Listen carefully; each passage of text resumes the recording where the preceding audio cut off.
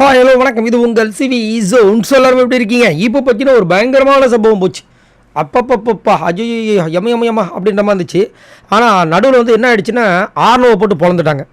ஆர்னோ வந்துட்டு மைண்டு ஃபுல்லாக இங்கே எதுக்காக வந்திருக்காரு அப்படின்னா மற்ற 8 பேர், அதாவது எக்ஸ்கண்டன்ஸ் 8 பேரில் ஒரு சில பேர் சௌந்தர்யாவை தாக்கி சௌந்தர்யா வெளியே அமிச்சிட்டு அந்த இடத்த பிடிக்கணும்னு சொல்லிட்டு ரொம்ப ஆவலாக இருக்காங்க. அதிகாரமாக அவங்க பண்ணுற விஷயங்கள்லாம் பயங்கரமாக இருக்குது. ஃபேட்மேன் ரவீந்தர், சாச்சனா 2 பேரும் பயங்கரமாக விளையாடுறாங்க. சைடு காப்பில் போடுறதுக்கு சரியாக வெயிட் பண்ணிகிட்டு இருக்காங்க. இதில் ஆர்னவ் பார்த்தீங்கன்னா அவருடைய வெஞ்சன்ஸை தீக்கிறதுக்காக தான் உள்ளே வந்திருக்கார். அது வந்து மாட்டுக்கிறது கிடையாது. அதுக்கு காரணமும் விஷால் தான். சரிங்களா? 2 பேர் மேலேயும் பயங்கர தப்பு இருக்குது. அவ்வளோதான் என்னுடைய கருத்து. இப்போ என்னென்னா இங்கே வந்துட்டு இந்த 2 பேர், அதாவது உள்ளே இருக்கவங்க இவங்க வேஸ்ட்டு, நாங்கள் இருந்தால் பெஸ்ட்டு அப்படின்ற மாதிரி நீங்கள் சொல்லுங்கன்னு எக்ஸ் கண்டஸ்டன்ஸ்க்கு ஒரு டாஸ்க் கொடுக்கும்போது ஸ்ட்ரெயிட்டாக என்ன பண்ணிட்டார், தீபக் அண்ட் விஷால்ட்டார். எல்லாருமே ஷாக். நானும் பார்த்துட்டு பயங்கர ஷாக்காக வரோம். ஏன்னா தீபக் நேற்று தான் வந்து சூப்பர்னு சொல்லிட்டு முத்துக்கு போகிறனையும் தீபக்கையும் பக்கத்து நிற்க வச்சு சூப்பராக விளையாடிங்க அப்படின்னு சொன்னீங்க.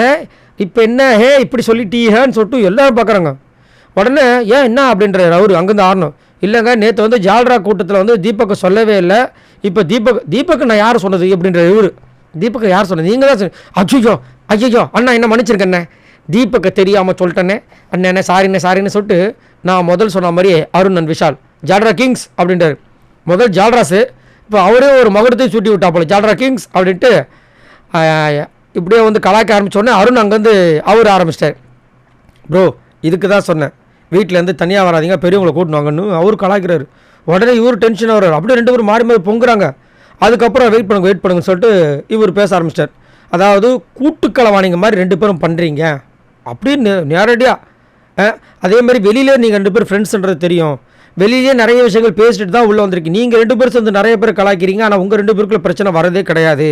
ஸோ எனக்கு தெரிஞ்சு நீங்கள் 2 பேர் இங்கே வீட்டில் இருக்கிறது வேஸ்ட்டு, அதுக்கு பதில் நாங்கள் இருந்தால் பெஸ்ட்டுன்ற மாதிரி வந்து பக்கமாக வச்சு கலாச்சிட்டு போயிட்டார்.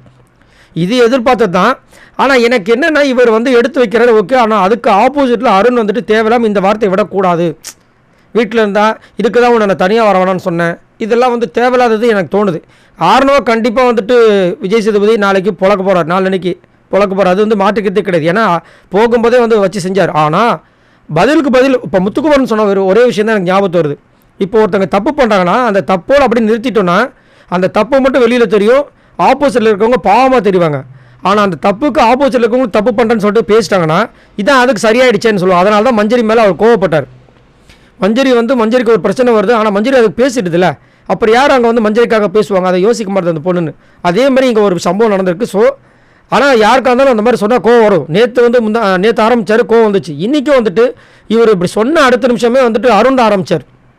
அதுக்கப்புறம் இவர் ஜால்ரா கிங்ஸ்ன்னு போட ஆரம்பித்தார். ஸோ ஒன்றும் சொல்கிறதுக்கு இல்லை.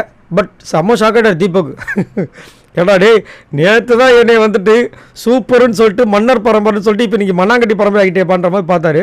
சரி, நீங்கள் உங்களோட கருத்து சொல்லுங்கள். இந்த ஆணவம் உங்களுக்கு எப்படி பிடிக்குதா இல்லையா?